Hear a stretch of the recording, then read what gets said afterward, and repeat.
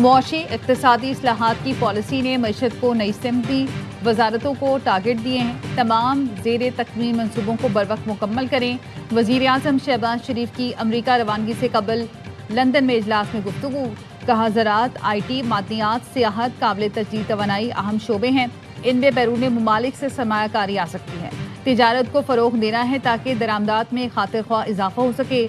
इक़्तिसादी सरगर्मियों के road map में निजी शोबे का कलीदी किरदार होगा।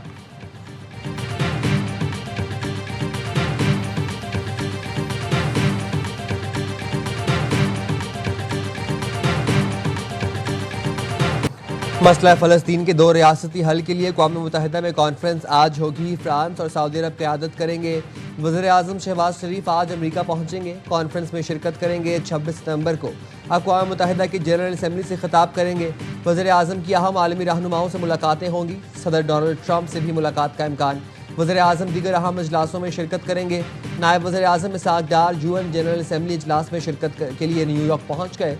मुतादिद वज़ारती और आला सतह इजलासों में पाकिस्तान की नुमाइंदगी करेंगे।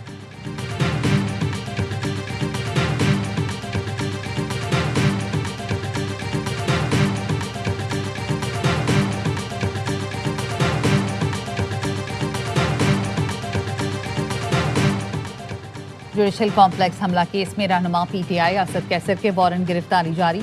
इंसदाद दहशतगर्दी अदालत इस्लामाबाद का असद कैसर को गिरफ्तार करके पेश करने का हुक्म। अदालत ने परवेज इलाही, असद उमर और शिबली फराज की हाजिरी इस्तिस्ना की दरख्वास्तें मंजूर कर ली। बानी PTI के हवाले से वजारत कानून को लिखे खत का जवाब ताहाल नहीं आया। समाअत 6 अक्टूबर तक मुलतवी। PTI रहनुमाओं के खिलाफ थाना CTD में मुकदमा दर्ज है।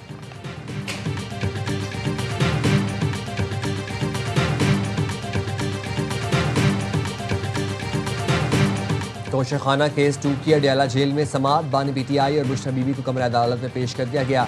इस्तगासे के अहम गवाह नायब अफसर मोहसिन हारून का बयान कलम बंद। अब तक इस्तगासे के 18 गवाहान के बयानात कलम बंद करके जना मुकम्मल की जा चुकी। बानी PTI की बहनों को अडयाला जेल के अंदर जाने की इजाज़त मिल गई।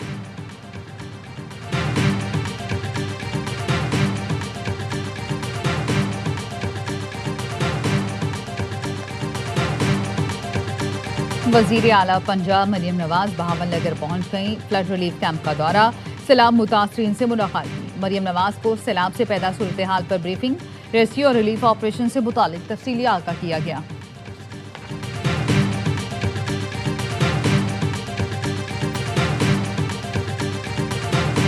पंजाब में इससे कम तबाही हो सकती थी, ना तजुर्बेकारी की वजह से तबाही का दायरा है वो वसी हो गया। सिंध में अच्छी प्लानिंग की, अल्हम्दुलिल्लाह बचत की गई। मैं ये नहीं बोला कि 100% बचत हो सकती थी, मैं भी कोई गलत बात नहीं करूँगा।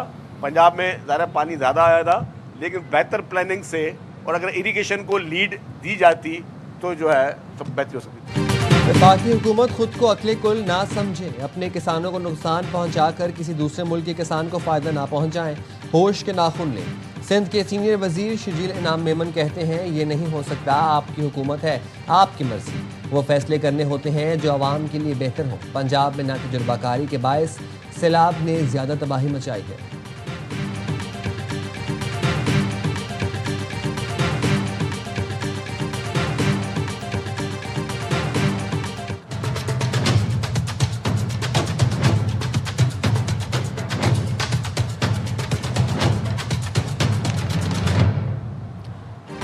दरियाए सिंध में कोटरी बैराज पर दरमियाने दर्जे का सैलाब। पानी की आमद में मुसलसल इजाफा। बहाव 3,64,000 क्यूसेक रिकॉर्ड। सक्खर बैराज पर पानी की आमद 3,10,780। गुड्डू बैराज पर 2,68,000 क्यूसेक रिकॉर्ड। मटियाली के करीब हिफाजती बंद टूटने से मुतादिद देहात ज़ेरे आब। पानी घरों और खेतों में दाखिल। फसलें मुतासर होने का खदशा। जामशोरों की सबसे बड़ी तहसील मांझद में शदीद सैलाब के बायस 70% इलाका ज़ेरे आब।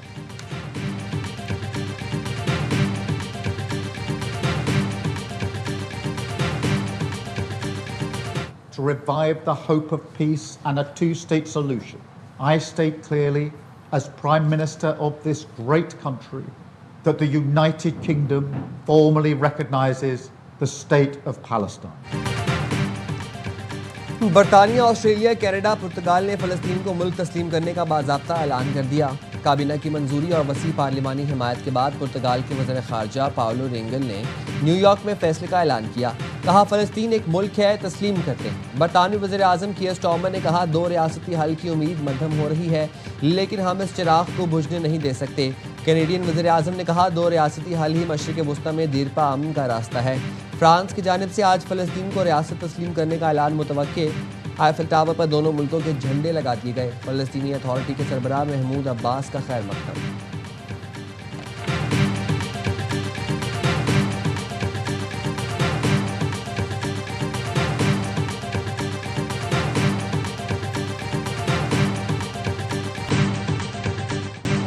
बड़े मैच में बड़ी गलतियां, गलत सिलेक्शन। हुसैन तलत को हाई प्रेशर मैच खिलाया, हारिस से पहले बैटिंग के लिए भेजा। बैटर्स टॉप ऑर्डर के अच्छे आगाज का फायदा न उठा सके। कप्तान सलमान आगा और मोहम्मद नवाज की सुस्त बैटिंग, आखिरी ओवर्स में स्कोरिंग रेट न बढ़ा सके। नवाज 19 गेंदों पर 21 और आगा 13 गेंदों पर महज 17 रन बना सके। भारतीय बॉलर्स और फील्डर्स दबाव में थे। 5 कैच छोड़े, लेकिन कौमी बैटर्स फिर भी 200 रन न बना सके। बैटर्स ने 46 डॉट बॉल्स खेली, 171 रन बने, लेकिन दिफा के लिए कोई प्लानिंग नहीं थी। अहम मैच में भी शाहीन के साथ पार्ट टाइमर को गेंद थमा दी गई। अभिषेक और शुभमन ने पूरा फायदा उठाया। मोहम्मद नवाज को 1 ओवर भी नहीं दिया गया। बॉलर्स को तो मार पड़ी ही, फील्डर्स ने 2 कैच गिराकर रही सही कसर भी पूरी कर दी।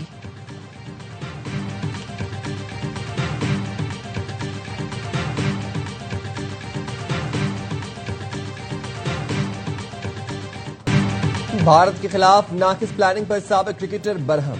हमारे कप्तान को समझ नहीं आ रही कि किस बॉलर से बॉलिंग करानी है। अगली टीम के बल्लेबाज को देखकर बॉलिंग अटैक बनाना पड़ता है। भारत ने पावर प्ले में ही मैच अपनी तरफ कर दिया था। साबिक क्रिकेटर कामरान अकमल की ARY न्यूज की स्पेशल ट्रांसमिशन में गुफ्तगू। कहा, पाकिस्तान ने 200 रन बनाने का मौका गंवा दिया। हुसैन तलत का कसूर नहीं, कप्तान और कोच को होमवर्क करना चाहिए था। बासित अली ने कहा, भारतीय टीम के खिलाफ पाकिस्तान का कोई प्लान नजर नहीं आ रहा। नवाज बेहतरीन ऑलराउंडर, लेकिन उसको बॉलिंग नहीं दी गई। जिस खिलाड़ी का अच्छा दिन होता है उससे फायदा हासिल करना चाहिए। बदकिस्मती से हमारे कप्तान खिलाड़ियों से फायदा नहीं उठाते। हमने आयरलैंड और नेपाल से मैच खेलने की प्लानिंग की।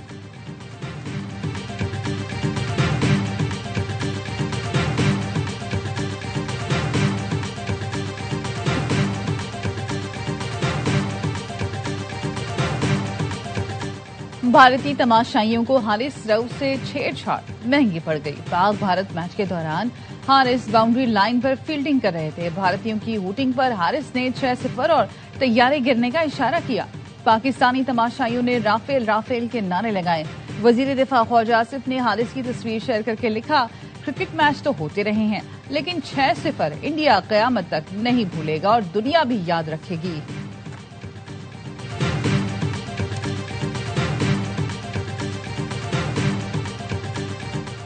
पाकिस्तान टीम ने फिर मायूस किया। दुबई में शायकीन क्रिकेट अफसरदा। कुछ फैंस का कहना है कारकर्दगी में बेहतरी नजर आई। उम्मीद है टीम श्रीलंका के खिलाफ अच्छा खेल दिखाएगी।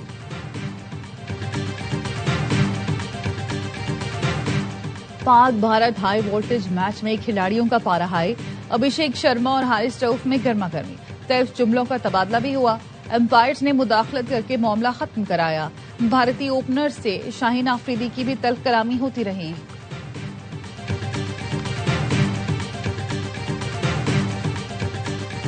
साहिबजादा फरहान ने जारहाना अंदाज अपनाया, बैट को हथियार बनाया।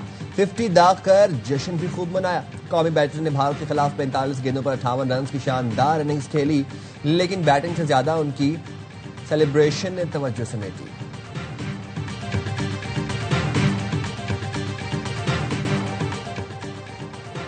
पहले मैच रेफरी, अब थर्ड अंपायर भी भारतीय प्रॉक्सी निकला। फखर जमान का आउट मुतनाज़ बन गया। थर्ड अंपायर के फैसले पर सवाल उठ गए। गेंद फखर के बैट को छूती हुई कीपर की तरफ गई, लेकिन ग्लव्स से पहले जमीन पर लगी। थर्ड अंपायर का फैसला आते ही फखर हक्का बक्का, हेड कोच भी हैरान। कमेंटेटर्स कहते रहे शक का फायदा बल्लेबाज को दिया जाना चाहिए था। वसीम अकरम ने अंपायर का फैसला समझ से बालातर करार दिया। वकार यूडर्स भी फखर को गलत आउट देने पर नाखुश। भारतीय सहाफी राहुल रावत ने कहा, गेंद जमीन से टकराने के बाद कीपर के ग्लव्स में गई। साबिक फास्ट बॉलर मोहम्मद आमिर ने 2 टोक अंदाज में कहा, फखर आउट नहीं थे। साबिक कप्तान मोहम्मद हफीज ने कहा, भारत और ऑन फील्ड अंपायरिंग को हराने के लिए A+ गेम दरकार है। फवाद आलम ने कहा, लगता है हमारा मुकाबला 11 के बजाय 14 से है। रॉकस्टार अली जफर ने गलत आउट दिए जाने के बावजूद शानदार बैटिंग पर टीम को मुबारकबाद दी। सोशल मीडिया पर नॉट आउट टॉप ट्रेंड बन गया। शायकीन ने थर्ड अंपायर का फैसला सरासर गलत करार दिया।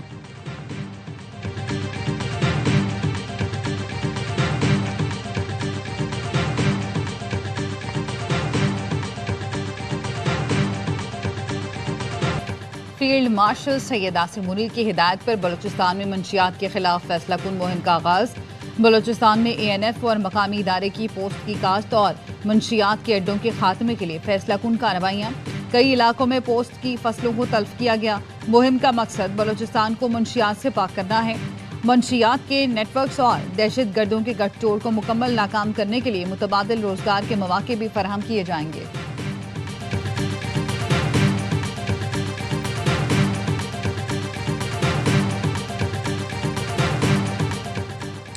कराची के इलाके मलीर काला बोट के करीब निजी टीवी के एंकर पर फायरिंग। इम्तियाज मीर के सीने और चेहरे पर गोलियां लगने से जख्मी।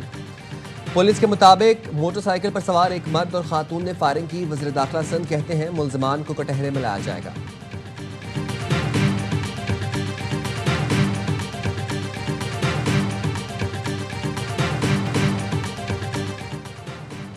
महकमा दाखिला खैबर पख्तूनख्वा ने करक में बगैर इजाज़त कानकनी पर 60 दिन के लिए पाबंदी आयद कर दी। एलामिया में कहा गया, बगैर इजाज़त सोने की तलाश और उसे निकालने पर मुकम्मल पाबंदी आयद कर दी गई है। गैर कानूनी कानकनी से अमन व अमान को खतरा लाहक है।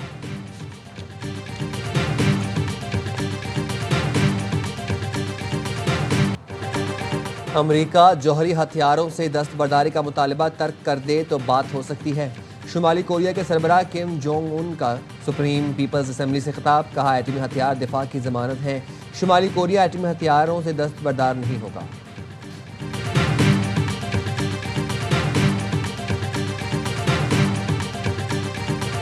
हम ये कहते हैं कि सियासत नहीं होनी चाहिए।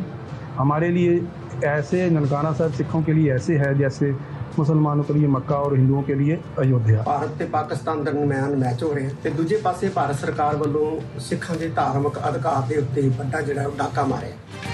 और बाबा गुरु नानक की बरसी की तकरीबात का आखिरी रोज भारत के सिवा दुनिया भर से सिख यात्री करतारपुर पहुंचे। मोदी सरकार की हट धर्मी के बाद सिर्फ भारत से सिख यात्री शरीक नहीं हुए। पाकिस्तान सिख गुरुद्वारा पर प्रबंधक कमेटी के सरबराह रमेश सिंह अरोड़ा का कहना है, ये बुनियादी मजहबी हुकूक की खिलाफवर्जी है। जब पाक भारत क्रिकेट मैच हो सकता है तो सिख यात्री पाकिस्तान क्यों नहीं आ सकते। भारतीय पंजाब के वजीर आला कहते हैं, मोदी हुकूमत को मजहबी आज़ादी में रुकावट डालने का कोई हक नहीं।